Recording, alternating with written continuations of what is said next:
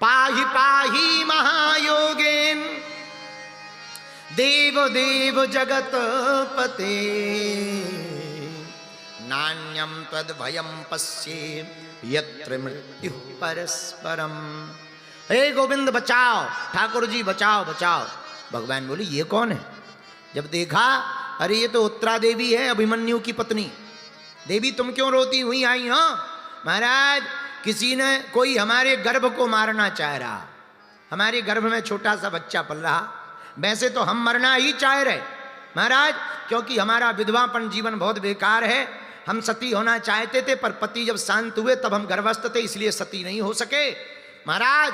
पर आज कोई बड़ा तेज आग जैसी हमारे गर्भ में लगी है, हमारे कोई गर्भ को नष्ट करना चाहता है। कृपा करो, आप ही उपाय करो, आप हमें बचाओ। देखो उत्तरा जी की एक अच्छी खासियत है, उनको पीड़ा हुई तो वो ना तो पांडवों के पास गई, ना सासू मां के पास गई, न किसी और के पास, सीधी गोविंद के शरण में गई।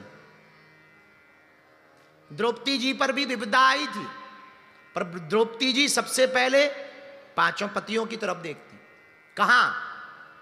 जब दुशासन साड़ी खींचने के लिए तैयार हुआ तब द्रौपदी जी सबसे पहले पतियों की तरफ देखती। पांचों पांडव जब शीश नीचे कर लेते हैं तो भीष्म पितामह से कहती हमारी रक्षा करो। पितामह कहते हैं कि ये तो वचन की बात है, जुआ की बात है। जब पितामह ने भी सहायता नहीं की तो सभा की तरफ देखती हैं। जब सभा भी नहीं सहायता करता तब आत्मरक्षा करती द्रौपदी जी, अपने मुंह में साड़ी के पल्लू को दबा लेती हैं, अब हम खुद बचेंगे। पर दुशासन में 10,000 हाथियों बराबर बल था महाराज। एक झटका मारा, जहां साड़ी का पल्लू खींचा फिर लगा द्रौपदी जी को कि अब तो गोविंद के अलावा कोई बचा नहीं सकता है। सोई हाथ जोड़ करके गोविंद की स्तुति की। पर भगवान भी इतने दयालु हैं कि जहां स्तुति की तो 10,000 हाथियों बराबर बल जिस दुशासन में था, भगवान ने ऐसी लीला की कि नारी बीच सारी है कि सारी ही की नारी है, कि नारी ही की सारी है कि सारी ही की नारी है, नारी में ही सारी है कि सारी में ही नारी है, नारी ही की नारी है कि सारी ही की सारी है। दिमाग खराब हो गया कि है क्या? दुशासन यही सोच रहा था कि नारी बीच सारी है कि सारी बीच नारी है, नारी ही की नारी है कि सारी ही की नारी है, और नारी ही की सारी है कि सारी ही की नारी है, नारी ही की नारी है कि सारी ही की सारी है। दिमाग खराब हो गया कि भैया साड़ी में नारी है कि नारी में सारी। थक गया। ये गोविंद की लीला है। पर कब? जब अंत में भगवान के शरण में गई। पर उत्तरा देवी ने चतुरता की। आहा क्या? पाहि पाहि महायोगेन, सीधा भगवान के चरणों में। ठाकुर जी आपके अलावा हमारा कोई नहीं है, चाहो तो मार दो। एक बात और निवेदन करें, हम भले ही मर जाएं पर हमारा गर्भ बच जाए, ऐसा आशीर्वाद दे दो। तो क्या गजब का सूत्र है।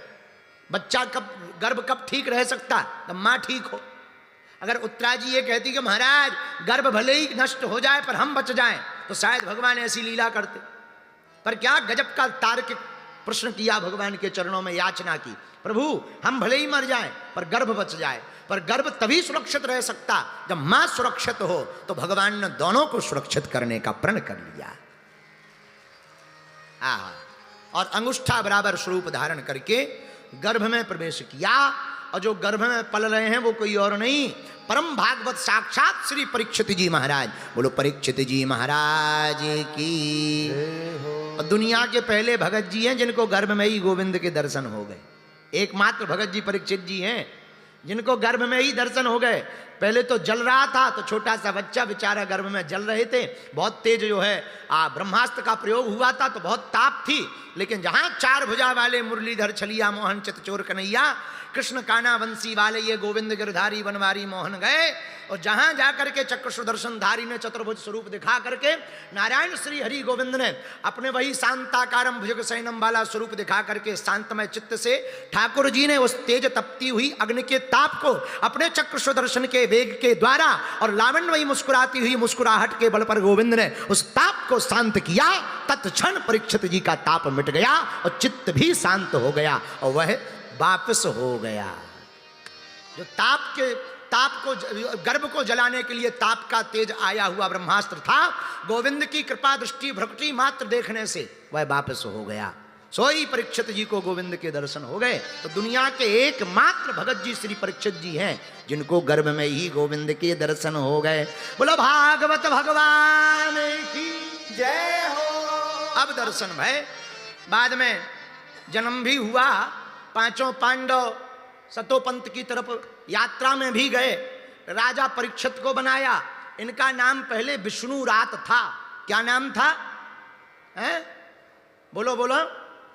परीक्षित जी का पहले नाम विष्णु रात था, लेकिन आहा इधर उधर देखते ही रहते थे। बचपन से ही छोटे थे, माँ की गोद में ही इधर देखें कभी उधर देखें, कोई आ जाए बड़े टकटक लगा करके टकटकी लगा के देखें तो लोग कहें ये बालक बड़ा विचित्र टाइप का है, जिधर देखो देखते ही रहता है। कभी फोटुओं की तरफ देखे, कभी बाबाओं की तरफ देखे, कभी इसकी तरफ देखे, कभी उसकी तरफ देखे। लोगों ने कहा ये देख क्यों रहा? तो महात्माओं ने कहा भैया ये उन्हीं को देख रहा है जिनको ये गर्भ में देख चुका है, खोज रहा है वो कहाँ है, यहाँ है वहाँ है, कहाँ है। इसलिए इधर उधर परीक्षिती, इधर उधर देखने के कारण इनका नाम फिर परीक्षित रखा गया। बोलो परीक्षित जी महाराज की जय हो। आहा दर्शन हो गए गोविंद के। बोलो सीताराम। जोर से बोलो, और जोर से बोलो। देखो भक्त तो ऐसे ही होने चाहिए, भगवान भी ऐसे ही होने चाहिए जो पहले ही झंझट मिटा देवें, दर्शन दे करके झंझट खत्म कर दें। देखो आप लोग भगवान के दर्शन के पक्ष में हो, हम नहीं। हमसे अगर भगवान पूछे क्यों दर्शन करोगे, हम नहीं करेंगे। और हम तो रोज भगवान से प्रार्थना भी अपने बजरंगबली से कहते हैं, सुनो आप तो आपकी पूंछ भी ना दिख जाए। हाँ हाँ, पूंछ भी ना हमें दिख जाए। तो हमारे आस पास जो रहते हैं वो कहते हैं आप ऐसा क्यों कहने लगते कि हमें दर्शन नहीं करना। हमारा मंतव्य ऐसा है, अगर हमने देख लिया दर्शन हो गए तो फिर रस खत्म हो जाएगा, हैं? जीने का शौक ही खत्म हो जाएगा। प्रेमी जब प्रेमिका से मिलने के लिए जाता है तो मिलने के पहले और घर से निकलने के बाद भीतर जो गुदगुदी होती है वो अद्भुत होती है। हाँ, प्रेमी जब प्रेमिका से मिलने के लिए घर से निकलता है, मिलने के पहले और निकलने के बाद जो गुदगुदी होती है, आहा फिर तो दुर्गंध भी सुगंध लगती है। हाँ, वैसे तो सब सुंदर हैं। हम कई लोग तो सुंदर सुंदर की बात करते हैं। हमारी बात यह है कि हमारी दृष्टि में सब सुंदर हैं। नाला भी सुंदर होता है, बस नजर सुअर वाली होनी चाहिए। नाला भी सुंदर होता है, नजर सुअर की हो तो सुअरों को तो नाला ही अच्छा लगता है। और ऊपर से सीमेंट वाला नाला हो, आहा, तो सुअर कहता है क्या पक्का फर्श डाला हुआ है? तो सुंदर तो सब है ही है। तो हम लोग हमसे कहते हैं कि आप भगवान के दर्शन के लिए ललायत। हम नहीं रहते। हम तो हनुमान जी से कहते थे भैया आप तो ठीक है, आपकी पूंछ भी ना दिखे। क्यों? अगर दिख गए मामला खत्म हो जाएगा। इसलिए हम तो इसी में बहुत आनंद है कि निकल पड़े हैं मिलने को, पर मिलना जरूरी नहीं है। मिलना जरूरी नहीं है। पर परीक्षित जी धन्य है, उनको गर्भ में ही दर्शन हो गए, वो अलग आनंद है।